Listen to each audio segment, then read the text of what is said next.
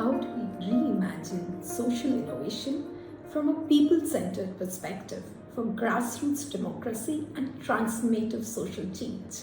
So let's try to unpack this with a narrative. This is a narrative within the context of South Asia, where multidimensional poverty and inequity is a huge concern. So this narrative is when we were doing fieldwork in rural India with a group of women trying to understand their skill sets for building a micro enterprise of this rural and marginalized women. And their immediate reaction was, but we don't have any skill sets, we don't have any experiences.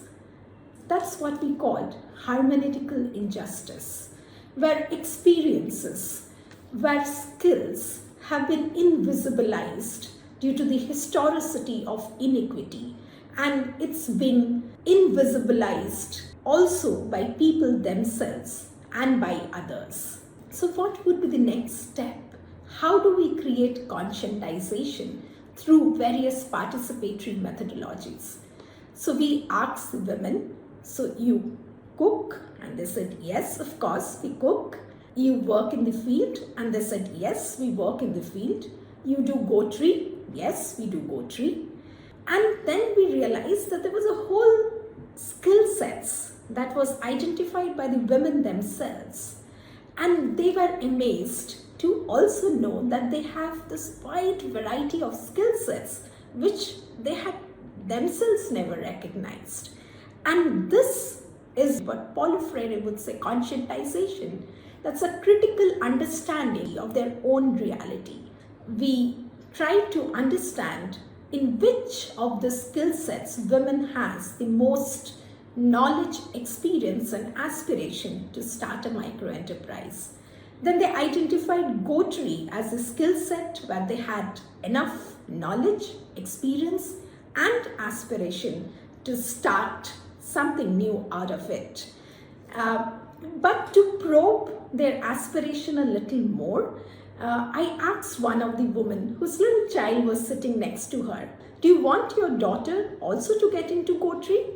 And her immediate and very spontaneous reaction was, of course not.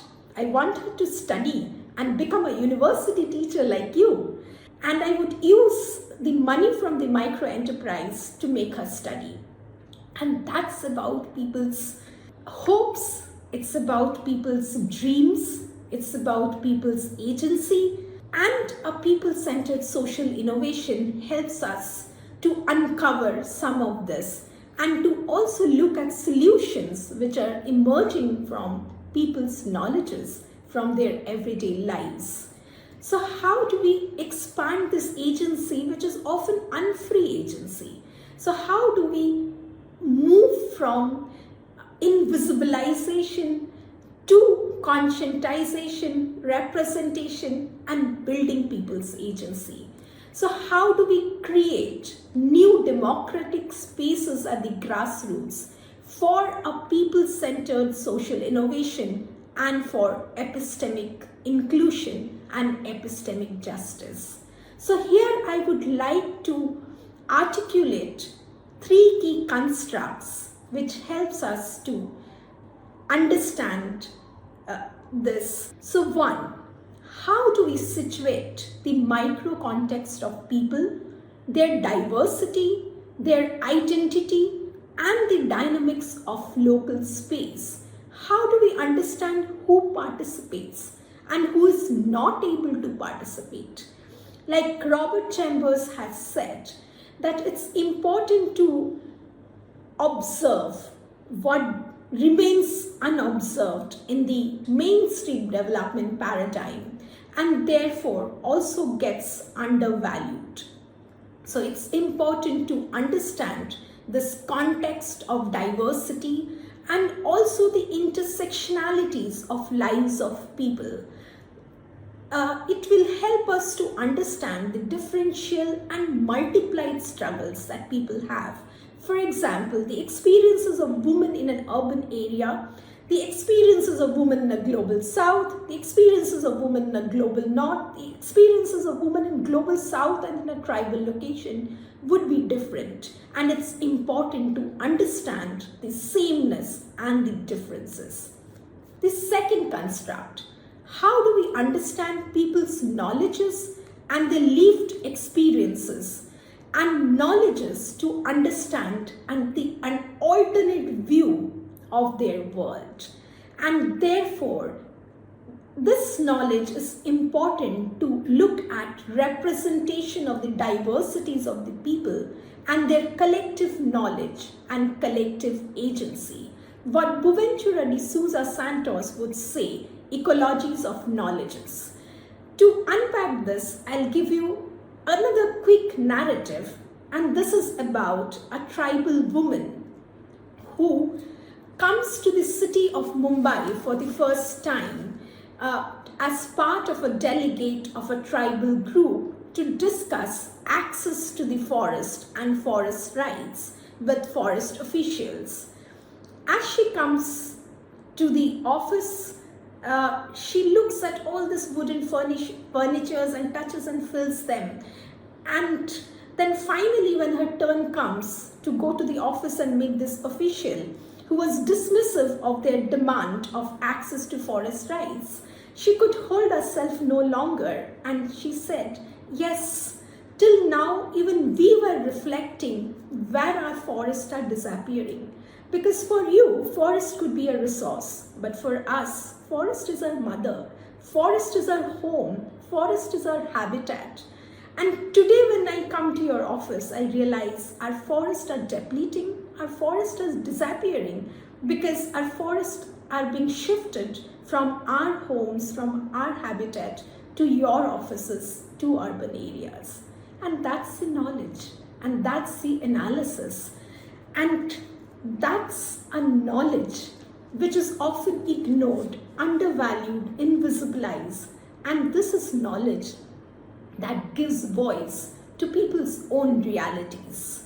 A voice, therefore, can become a simple commitment that all are listened to. And in people-centered social innovation, this voice, knowledge, becomes a willingness to share expertise, to co-produce understanding, and to work towards social value that serves the interests of the most marginalized. And therefore, we get into our third construct. How do we move from understanding of micro context to representation of people's diversities and knowledges, to looking at how do we ensure people's participation in the processes of social innovation and therefore focus on their engagement. And a way to support this engagement and participation would also be to support people's solidarities. And that would be emergence. The emergence of these collectives would offer a pathway for perhaps a more inclusive innovation and a development process. And there are various kinds of solidarities and collectives like self-help groups, farmers cooperatives, etc., etc. And it's important to look at people's participation and engagement and support solidarities so that development plans, community plans, and grassroots plans doesn't become plans of the powerful. And it's important to also look at the inclusivity, the pluralism that offers a pathway for reimagining change, for reimagining transformative change, for building capabilities and spaces for empowerment of people. And this would help us to expand agency and to look at collective power of the most marginalized and avoid the traps of mainstream idea of development and mainstream innovation and look at a pathway of liberation that is opened up by participatory methodologies, by pro-poor professionalism, by direct learning from people, and of course, a passion for a fairer world. So, how do we therefore look at this reimagining of alternate pathways for social innovation and development practice? Taking on from this three constructs, I would like to end by reflecting together with you a few questions that we need to be conscious about when we are talking about people's intersectional knowledges and reimagining social innovation for epistemic justice and for a fairer world. So we need to reflect together on how do we reach the last first. Who is empowered and who is disempowered in this processes of innovation? Who is included and who is excluded? Social value is for whom? What objective local participation has? And what are the methodologies for participatory engagement with people?